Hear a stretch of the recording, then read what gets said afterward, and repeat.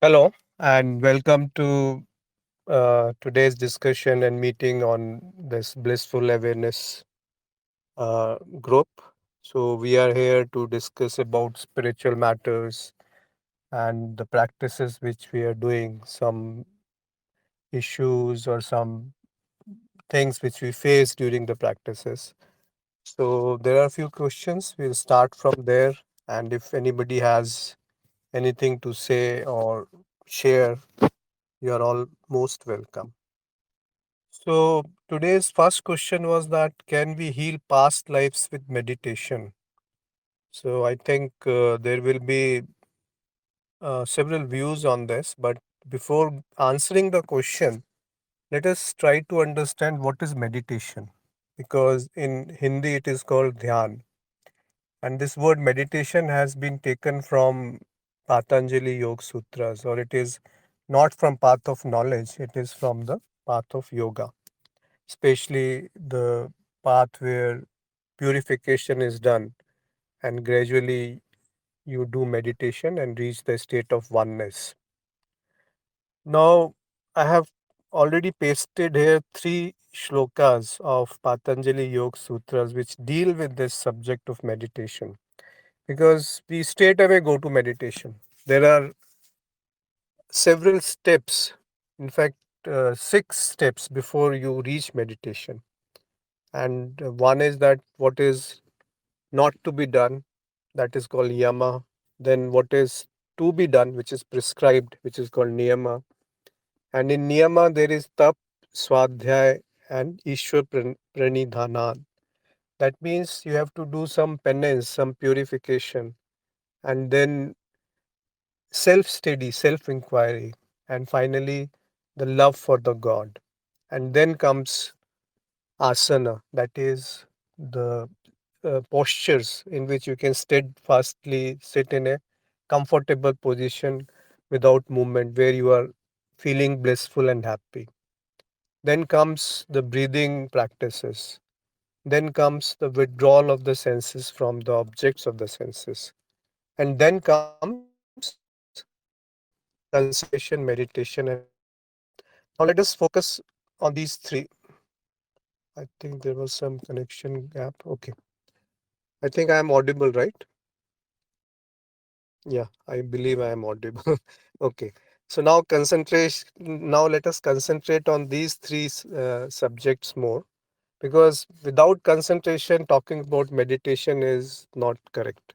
So first is concentration, then meditation, and then oneness. Now, what is concentration? So it is in Sanskrit. It is called Desh Bandh Chittasya Dharana. Meaning what?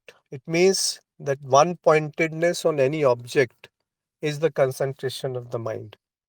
When the mind is focused on one object, that object can be gross or subtle. And it is better that from gross objects you take it back to the more subtler objects. And if you can keep it at one place, that is called concentration. So, desh bandh means fixing in one space, one place.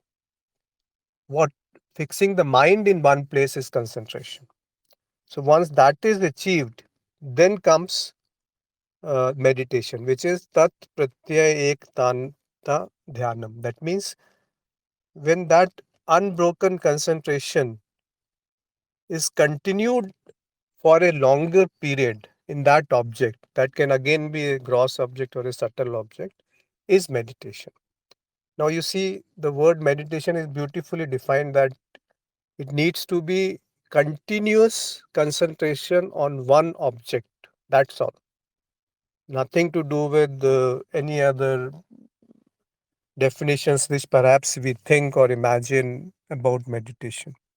So let us be very clear of what is meditation, what is the purpose of doing the meditation, and what is the results of meditation, and how to do the meditation. If these things are not known, perhaps we will be doing something else and call it a meditation. So it Yoga Sutras clearly define what is meditation, that if the concentration is continued for a longer period on one particular object and nullifying other objects without thinking or concentrating on other objects is meditation. And finally, meditation itself is not the end. It leads you into oneness, which is Tadev Arth Matra Nirbhasam, Swarup Shunyam Ip Samadhi.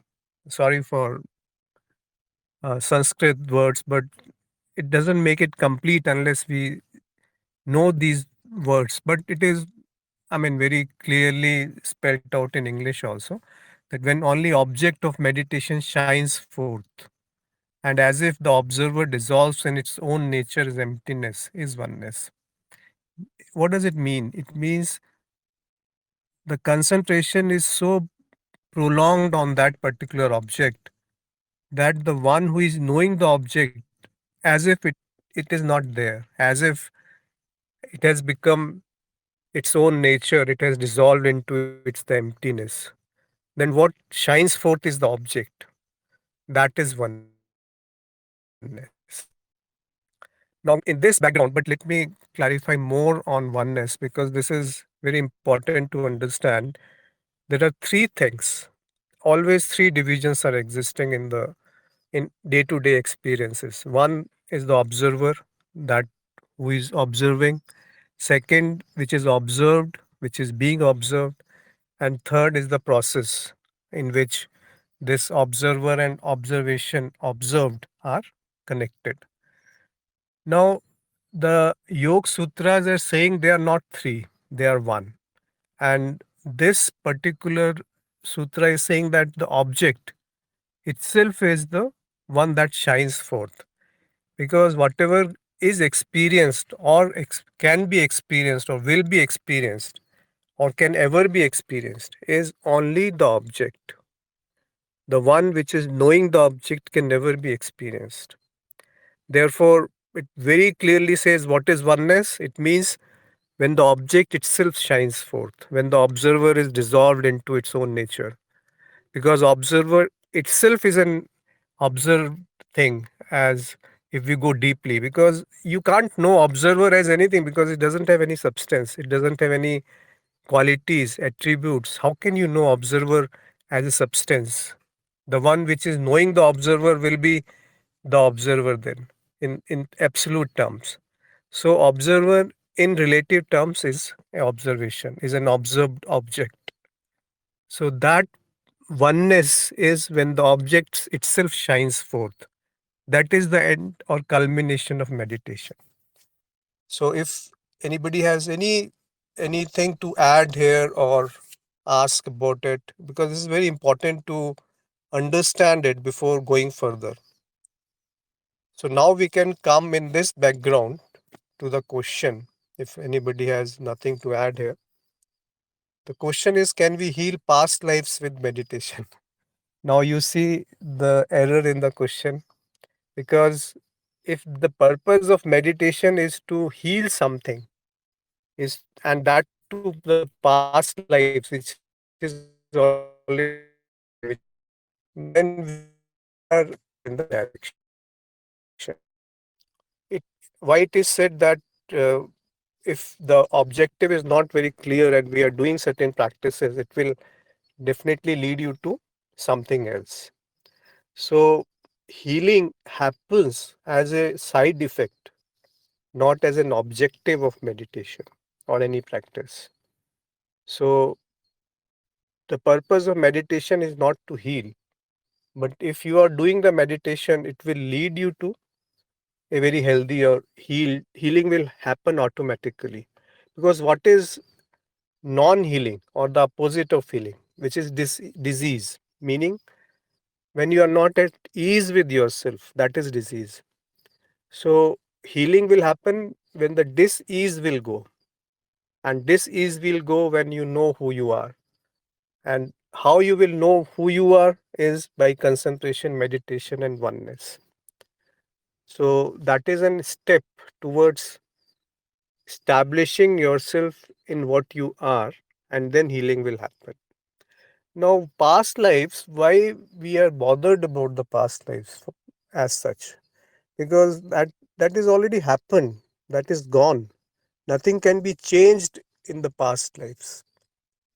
I think you are referring to some past life regression or other some techniques which takes you to the previous experiences and try to find out that your current problems are because of certain past actions which you have taken. Now, why we have to go to past lives to do all this thing? Maybe in some cases, in few cases, if the teacher says that it is required to be done, then maybe it is required to be done. But neither I am expert on it, nor there is anything such has been specified in path of knowledge. Because why to go to the past lives? Even this life, whatever actions have been taken in this life, also impacts our present moment and also impact our future. So whatever actions have been taken, have been performed through the body mind complex, will leave certain marks in the memory. And some of those memories are reflected in this current life, which we called as allocation for this current life or prarabdha. Now, that allocation is always a result of the past actions, or mostly you can say from the past lives also. And whatever you do in this life will modify or alter or change or create new impressions, which will be again taken forth in the forthcoming lives. Now, this whole cycle will keep on continuing. Even if you do meditation, it will create certain impressions. If you're trying to do meditation to heal your past lives, will create certain impressions. Whether it is good or bad, I don't know, but it will create certain impressions, right? It is certain impressions will again result you to take few more births. So the best option is to see that whose impressions are they, whose karmas are they. Am I ever bound by those karmas or those actions which have been performed through this body mind? Because if I don't have that basic knowledge that I am beyond this body mind, I am not this body mind, and this body and this mind is an object.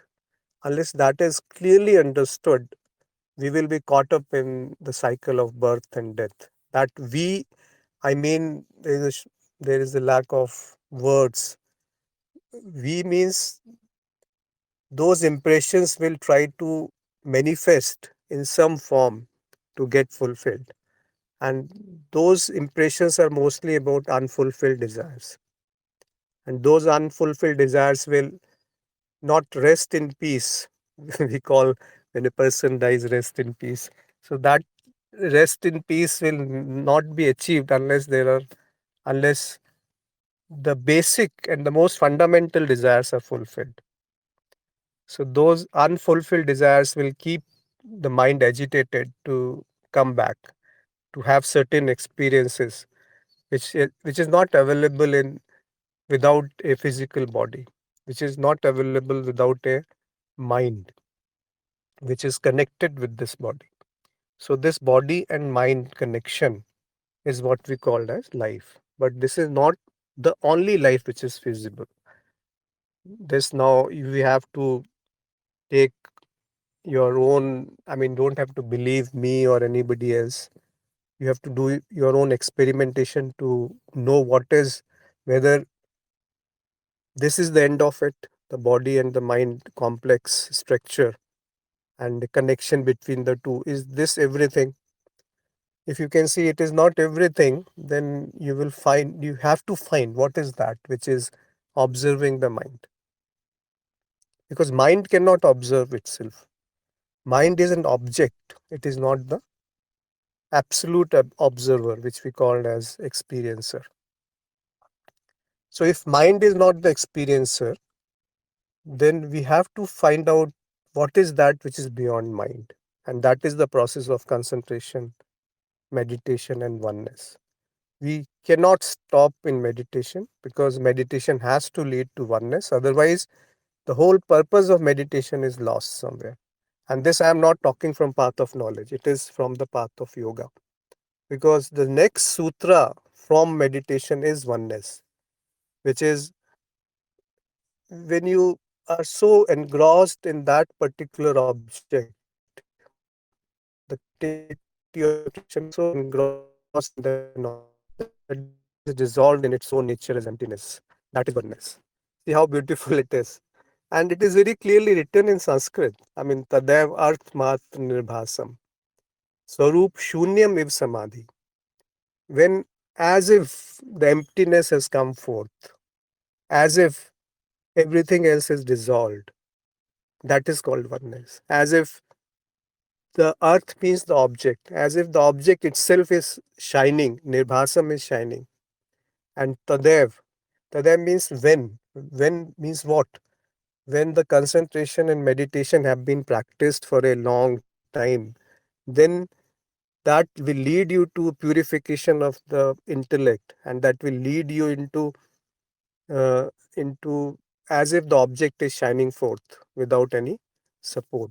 That is oneness, that is samadhi, or that is experiencing, which is defined as experiencing in path of knowledge, where the experience and experiencer are not differentiated as such. And that is the fact also, because right now you are in samadhi. You can never be ever not in samadhi.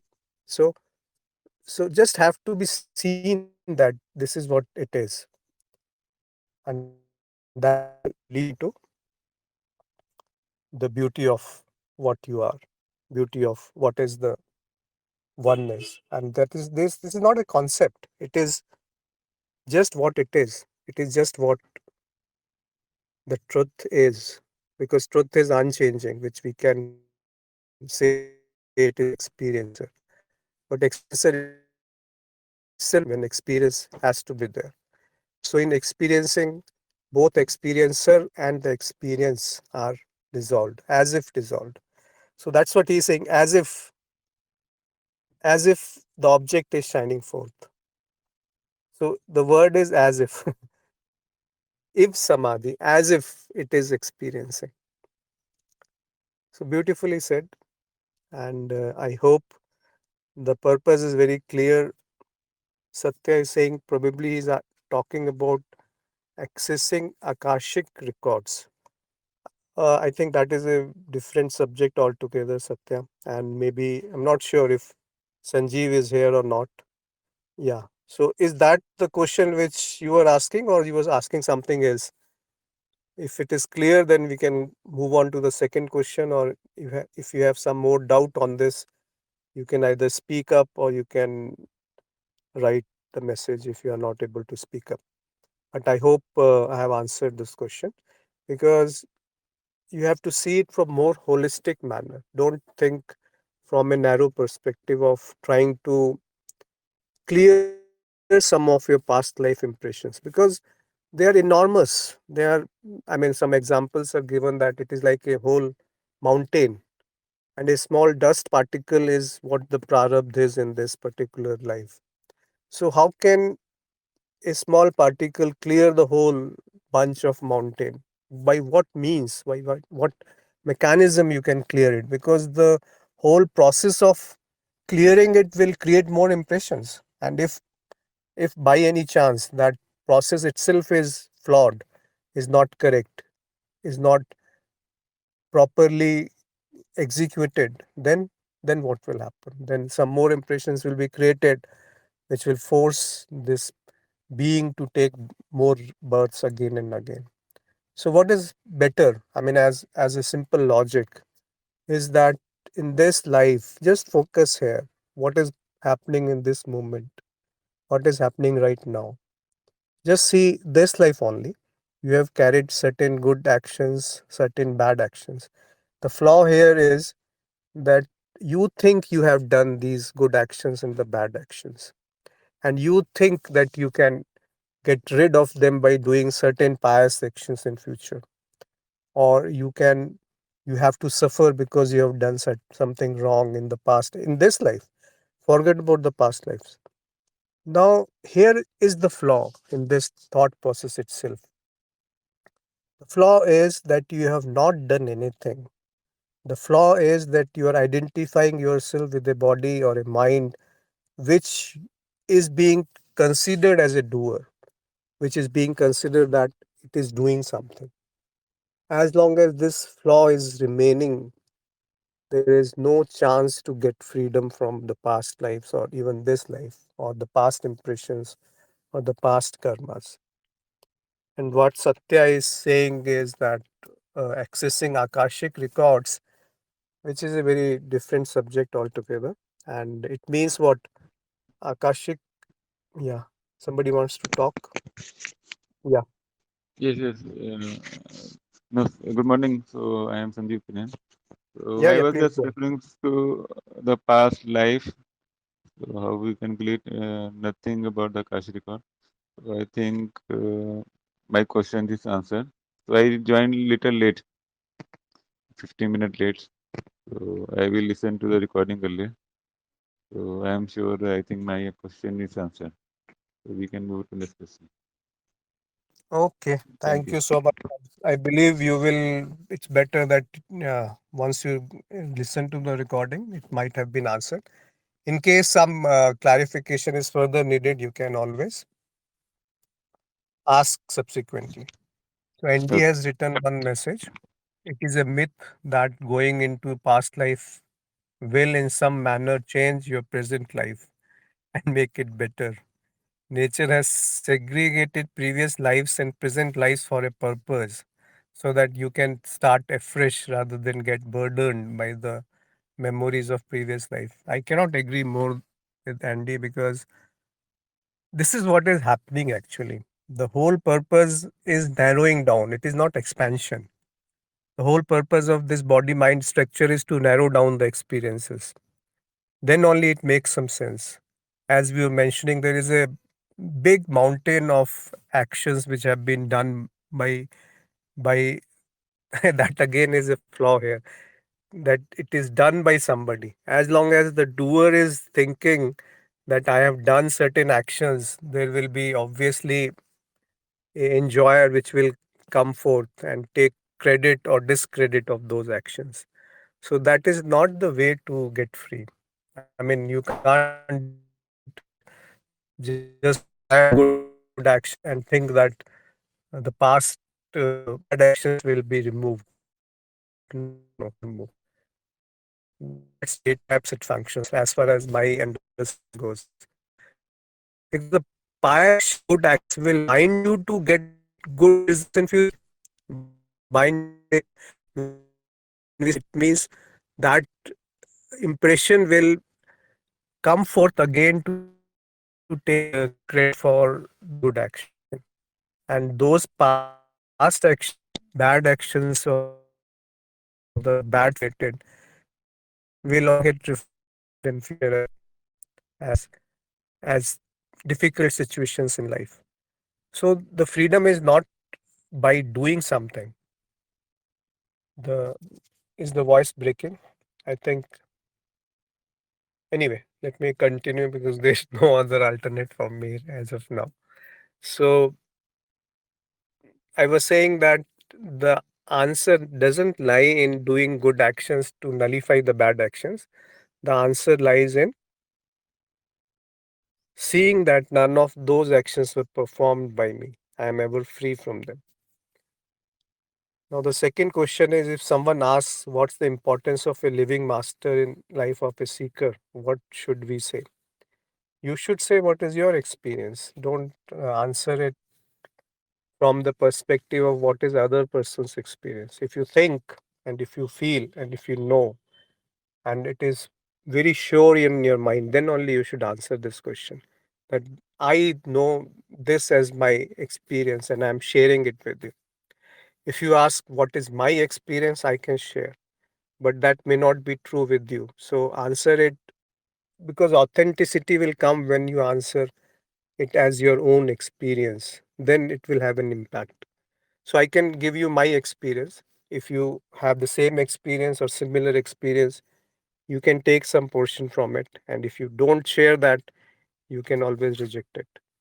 So if somebody asks me, what is the importance of a living master in life, in my life, then I will say that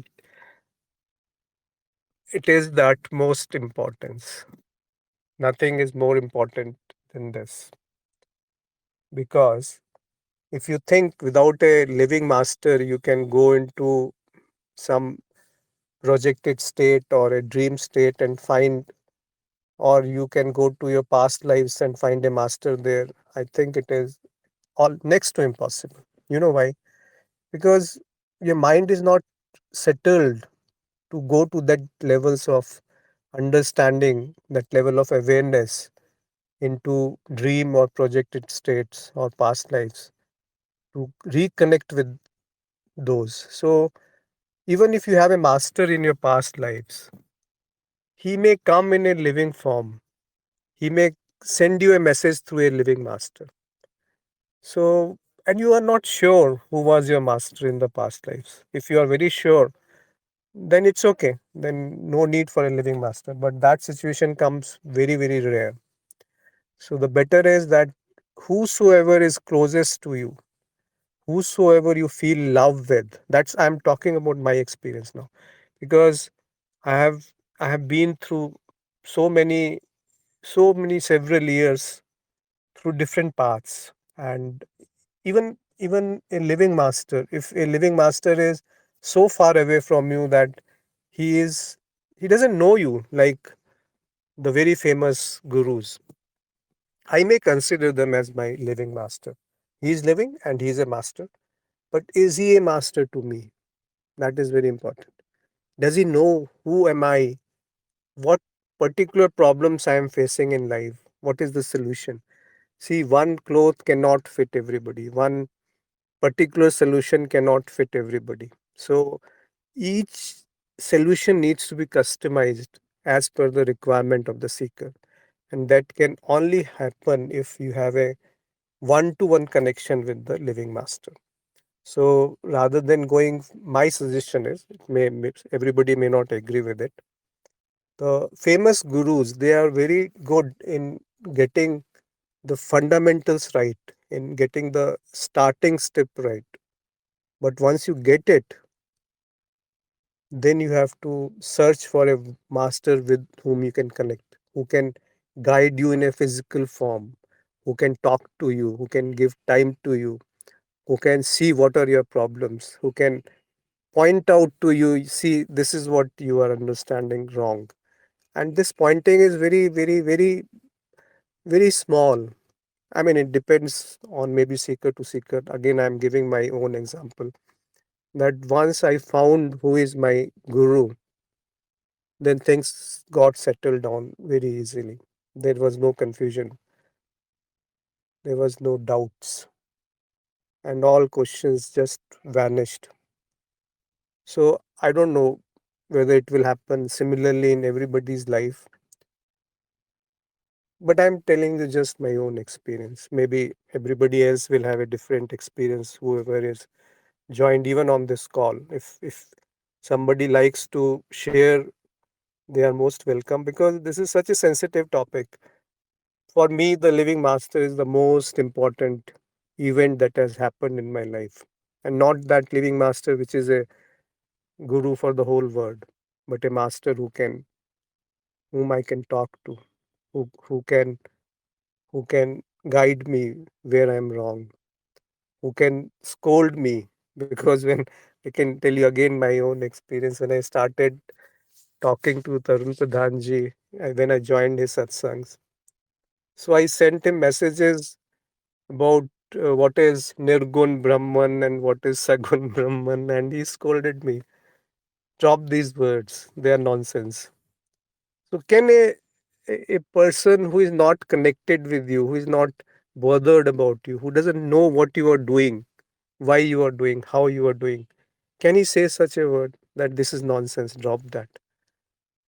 And it clarified so many things that I have accumulated so much of rubbish, reading scriptures, listening to so many people. Lot of load was accumulated, which does not carry any weight, which does not have any. You may be in. I mean, I'm again talking about myself. I was under the impression that I know without actually knowing, and that is very, very dangerous, because unless a living master points to you, you just can't know. It is impossible to know anything by reading scriptures or going to different states or having miraculous experiences, exotic experiences, and thinking that I know. It is just not that what the fact is, unless the living master points you. This is my experience. You can have your own experience. And Andy, yeah, please go ahead. Yeah, I wanted to say something which is um, been part of my experience, but also like a lot of people think that if you get to a stage where you've got access to the guru field and the guru field gives you guidance and then you don't really need a guru, you don't need a living master, and I think that that is an impression a lot of people have, that once you get to that stage you don't need a living master. And I just wanted to provide some thoughts, and other people might have some views as well on this. And basically, a living master is has got multiple roles. I mean, one of the roles would be to obviously guide you, which you can get a lot of guidance from the guru field, and also inspiration around how to do things, how to approach things, all of those things. But the one thing that no one can actually do is to destroy your ego, which is what a living master can do so clearly, succinctly, and precisely, and in such a direct manner that it actually transforms a person a lot more quickly than anything else can. So any words of encouragement or any experiences that you might have, that's not as transformative as a potentially a single a word or a statement from a guru who says, like you mentioned just then, that he said forget about those words, or don't, he got upset about some of the, or he said something about those words. And this is the case with a living master, that the living master will help you dismantle that ego, which is one of the biggest uh, blockages in a jiva's or a being's progress. So just wanted to share that. Thank you. Thank you, Andy. I again agree with what you have said, because the living master can not only destroy the ego first, because ego means what? It just means that you are separate from the whole universe. That is ego, no? And it thinks that it knows. But come to it, if you come to a true living master, you will very soon understand there's nothing which can be known about this universe. There's nothing which you can know about truth. There's nothing which you can know about yourself. There's nothing which you can know about the experiencer. Nothing is real as such, because that's why we say it is illusion. Because illusion doesn't mean it doesn't exist. It just means that whatever is being known is not that what is being known as it is. Means you are knowing something else to be something else. So that, even if I have heard, I'm again come back to myself, even if I have heard Ashtavakra Gita 20 years back or 25 years back, I have translated those shlokas, I have written those shlokas in Hindi and in English also, maybe some of them. But that doesn't make any sense. That doesn't make any sense. At least didn't make to me.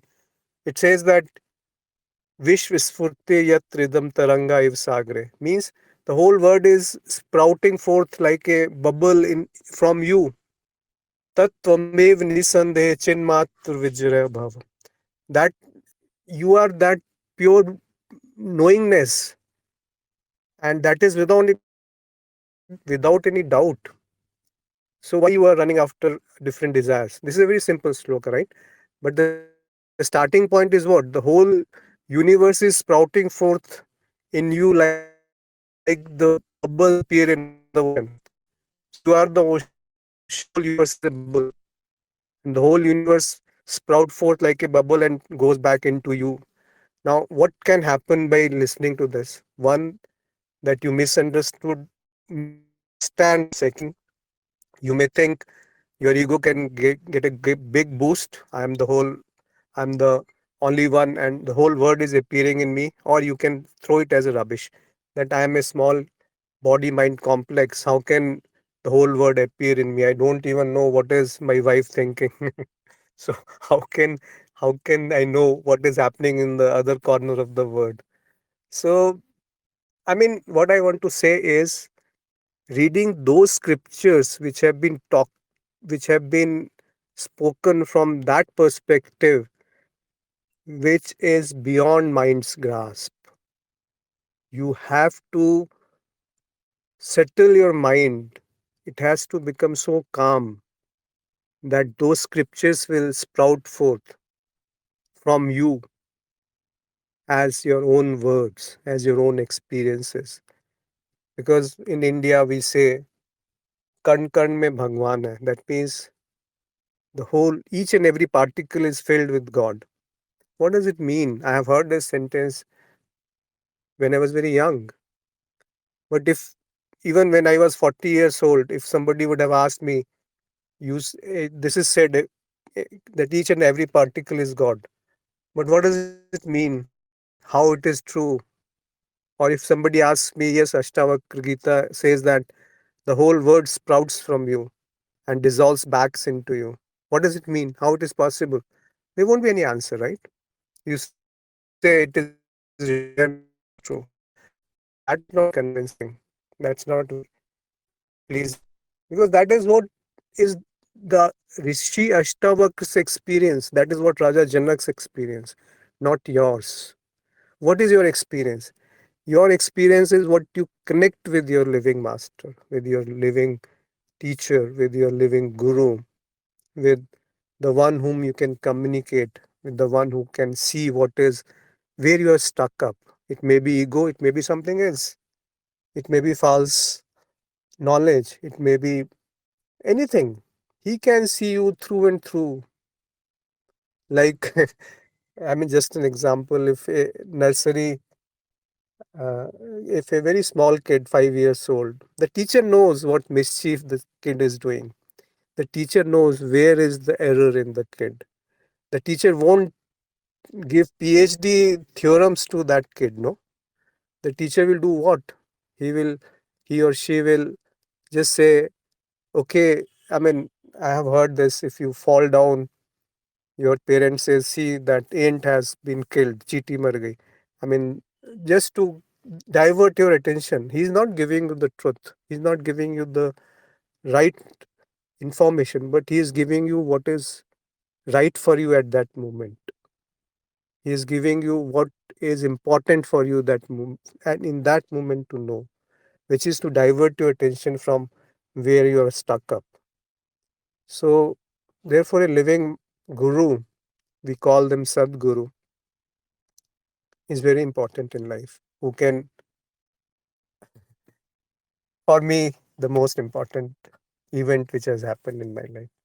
Let us move ahead.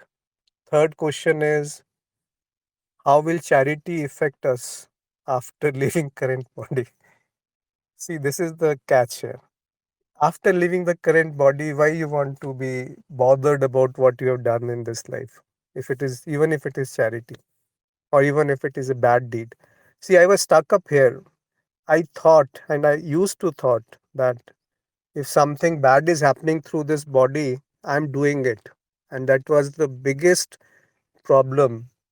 And once I once it became very clear that there is no doer, then the good deed or the bad deed both just vanished. The charity or the bad actions, I'm not doing none of them.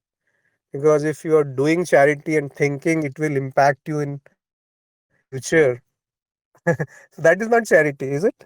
It be called charity in even in mundane terms? Charity means what? Charity means you have enough and you are sharing, not for gaining something in return. That cannot be said to be charity. If you write your name, I have donated so many dollars to this foundation to do something, that is not charity. That will get anyway flow to that organization. I'm not saying that one should not donate. What I'm saying is the intention behind it. What I'm saying is that if the intention is not right, the charity will become a load.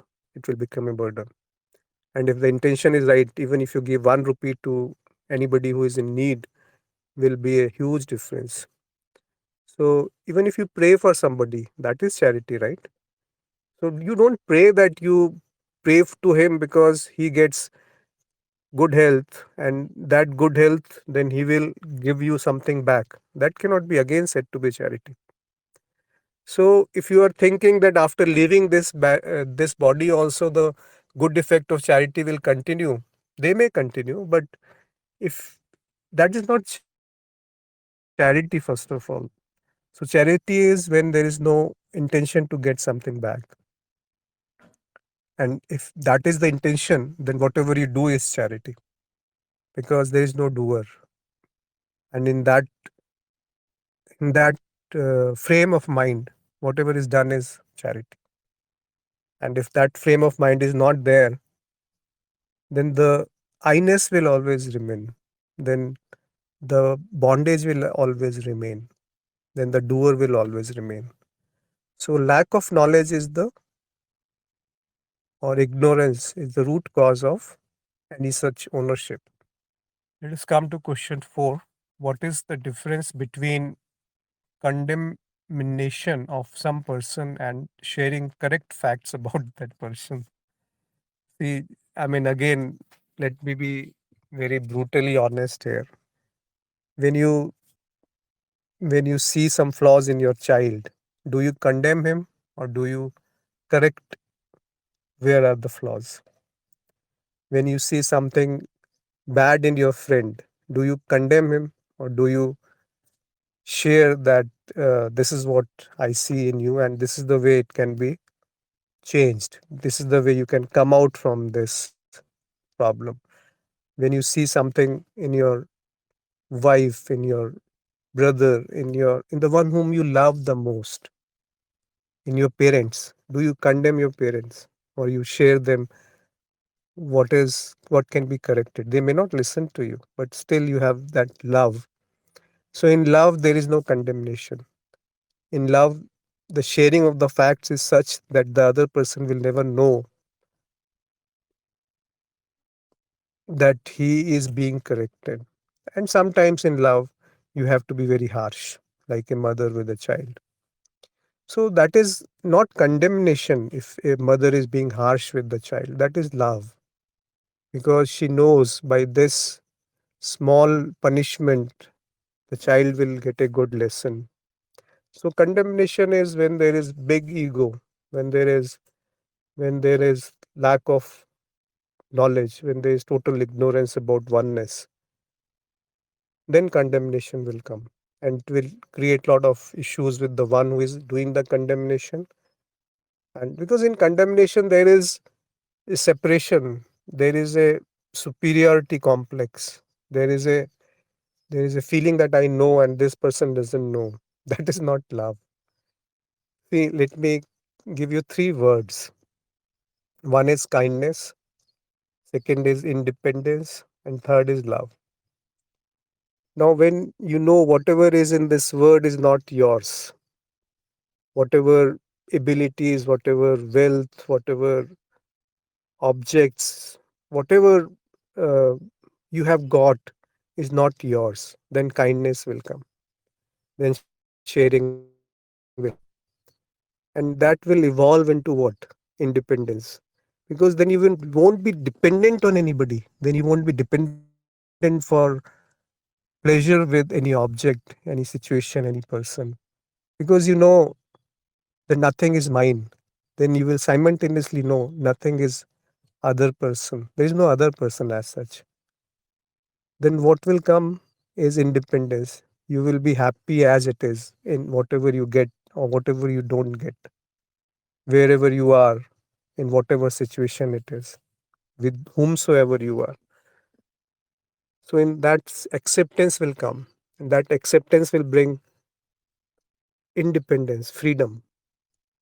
And the third, with this freedom will come a feeling that I don't want anything. That is the beauty of sprout where the love can sprout.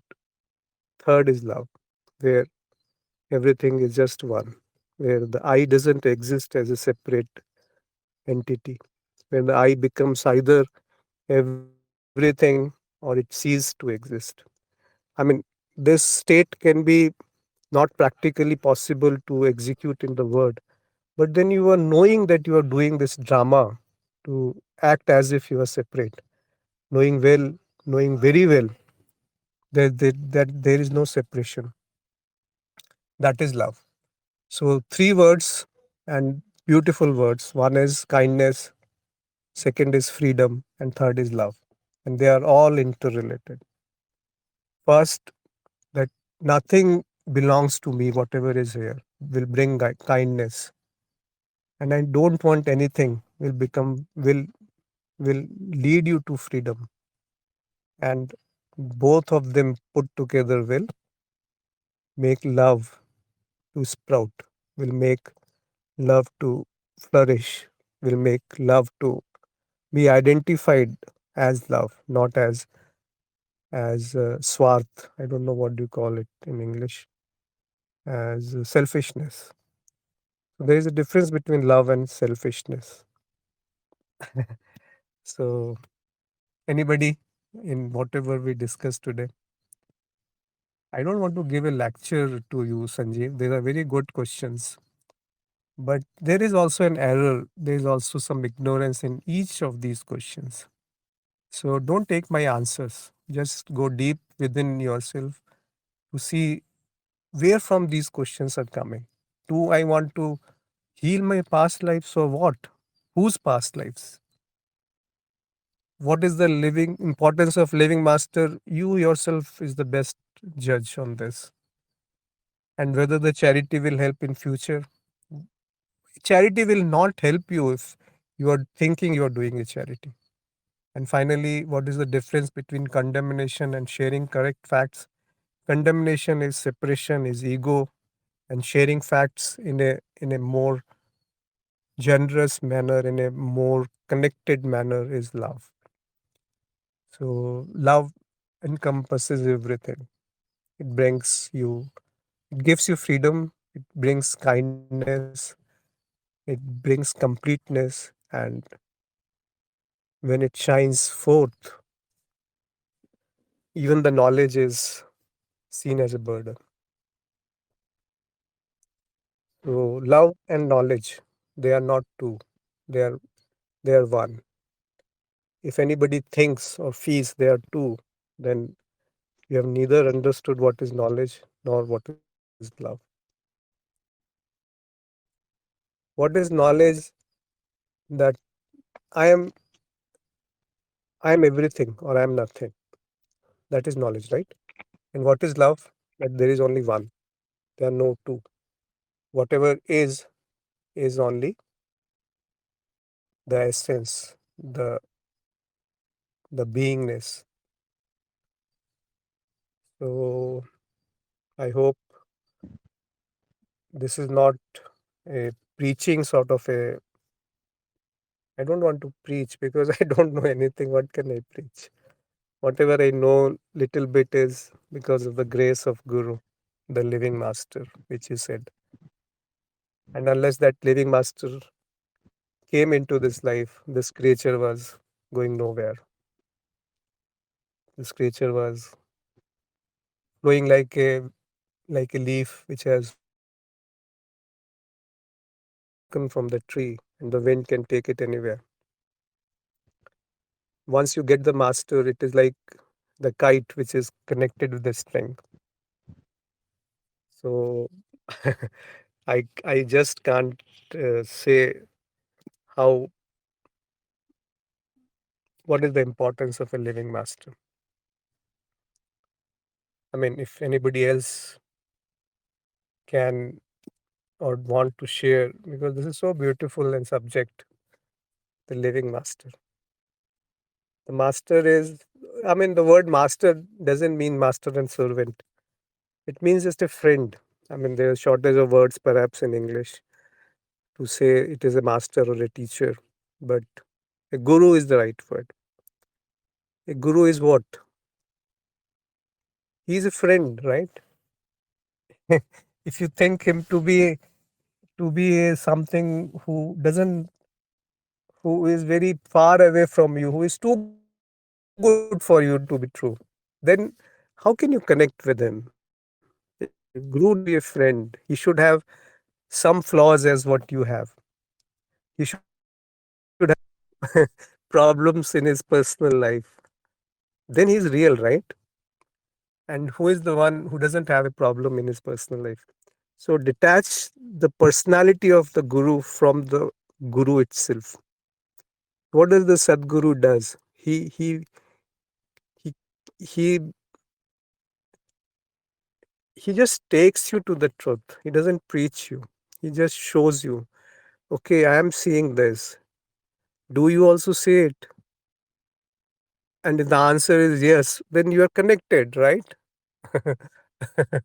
Then where is the problem?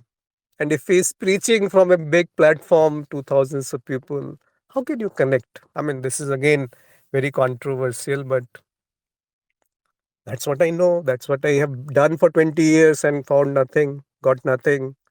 Was doing some meditation, as you said, without knowing what is meditation, why I am doing it, how I am doing it, whether it is right. Because one guru has said that you sit quietly, observe your breath, and sit quietly in that posture for 1 hour, and you just keep on doing it. Is that the right way? Is that can that be prescribed for each and every individual? My problem is I'm caught up in the words. My problem is I am making a concept and thinking that I know, and my problem is that I'm thinking I'm doing a meditation. So it will reinforce those issues, right? So the guru or the Sadguru will connect, will see, and he will be very candid with you. He will tell you, okay, I have seen you, I have scanned you, and I have found that this is what your problem is. And if the guru, I mean, if you have enough, you will quickly catch it. I'm not saying whatever anybody does in his previous practices is futile, but what I'm saying is will prepare you for that one moment when you can identify and connect with the guru. And in my assessment, that can only happen with the living guru to start with. Even if you have gurus in your past lives, they will channel through some living guru. They will channel through. See, the mud is so agitated, the water is so agitated. You can't remember your this life. How can you think about remembering your past lives and a guru in that life and he will come and teach you? This is not possible for a normal human being. This may be possible for a paranormal human being. But then that paranormal human being doesn't need a guru. He is born with such abilities that he knows everything. So I'm not talking about those paranormal or very extraordinary uh, abilities when they are just born with that awareness right from the birth. I am not one of them. So that I am not one of them is dropped by Guru when he says that this is the problem, that I is the problem, that I am not one of them is the problem, right? First, I is there. Second, he is there. Third, a comparison is there. Fourth, you are thinking he is up and you are down. So you see this in one sentence, Guru can show you the facts, and that can be done only by a living master. Madhuri has said, I was a fallen leaf in the trap of wind to be blown away anywhere. Now I am a kite with string in the hand of my guru. Yeah. I think such a beautiful example, right? So anybody wants to say, I have been talking for long. Yes, I am Sanjeev Kiran. So actually, I have one this last question that about condemnation. So I have one query. So suppose you know that some person is habitually of creating problem for others. You had some bad experience with that person, and you want to warn other your friend that if you have interaction with that person, so you will have face some problem. So will that be considered condemnation, or it will be some informed feedback? So, so that is what I want you to know. See, I mean, there is no generalized answer to what you are asking. It depends on person to person. It depends on situation to situation. See, I can give you a general answer in terms of what is love and what is condemnation. See, whatever you do in ignorance, whether trying to improve a person or trying to disassociate yourself from that person or trying to ignore that person, if it's done in ignorance, will create more troubles. And if the same thing done in love, whether you ignore it, whether you try to rectify it, or whether you, uh, I mean, just whatever you do in love is right. I mean, there's nothing wrong. The actions are intention from behind the action is very important, and if it is coming from love, then the action will be beautiful. And if it is coming from I am trying to improve others, then it will be futile. There is no other as such, right? There is no other person as such, right? There is no you as such, right? Whom you want to be. Everything is perfect as such, as it is. If that is not known, then this being will always keep on doing something or other. So there is no doer. There is no nothing as good and bad. See, what I am saying now is may not make sense to you, but that is what the fact is, that there is nothing right and wrong. There is nothing good and bad. Everything is as it is very perfect, as it is very beautiful, as it is one. In a dream, everything is one. There is nothing right or wrong in the dream, right? You may think while you are dreaming that this is right and wrong. The same way in the waking state, everything is from a broader macro perspective. There's nothing right and wrong in a waking state. Now, I don't know whether everybody will be ready to grasp it, understand it, appreciate it, but it is immaterial because that's what I know, I think, I believe that you come to that state of oneness, that state of unity, that state of experiencing, that state of non-duality, and from that non-duality, from that perspective, you see the duality as a beautiful game being played. Then nothing will be a load on you. Then it will be a flow, a flow of love, a flow of whatever you do is beauty, is because there is no doer. Whatever you do is the limitation of the words. But whatever happens through this mind and body will be beautiful. And whatever happens through this mind and body will only be beautiful. It knows the doer. It is just a machine. This body is a machine, a very beautiful machine as such. And this mind is a machine. It works in certain rules. It is a rule bound machine because you cannot and you have not. You cannot see if there is already a scenery in that who is seeing. You cannot listen if there is already some sound there, and you cannot speak if if the silence is not there, and you cannot taste if the tastelessness is not there. The one who is tasting, who is smelling, who is seeing, who is hearing, who is talking, who is walking, is the one who doesn't have these attributes, and yet it is present in all these attributes, which is true in dream also, that you are none of the dream character, but you are present in all of the dream characters. Therefore, analogy with dream is actually good, very easy to understand, but it is an analogy. Please don't take this analogy to be anything more than an analogy. Because you will, I mean, the mind will start doing some imaginations based on this information. So it is an analogy to understand that what cannot be understood can never be known or experienced. And then you rest in peace while living, not after. Resting in peace should be done while you're alive, no? Why you should say rest in peace once you're dead? What will rest in peace after the death has happened? The body will anyway rest in peace for some time, then it will start decaying.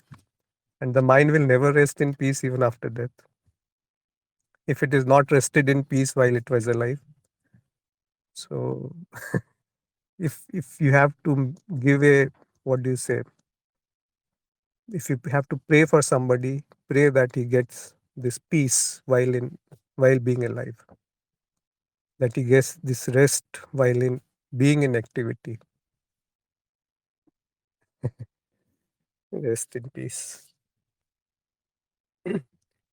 And he said, as Buddha said, when you critique someone, you first hurt yourself, just like when you pick up a burning piece of coal to throw at someone else. Very, very, very beautiful example, Andy. So if you are angry at someone, and if you are not aware that you are angry at that person, then you are holding a coal, burning coal in your hand. It will burn you before it burns anybody else. So awareness is the key. Awareness is the bottom line and the top line. I think we can close here. It has been really wonderful discussion to connect with all the like-minded people. With we all have one common thread,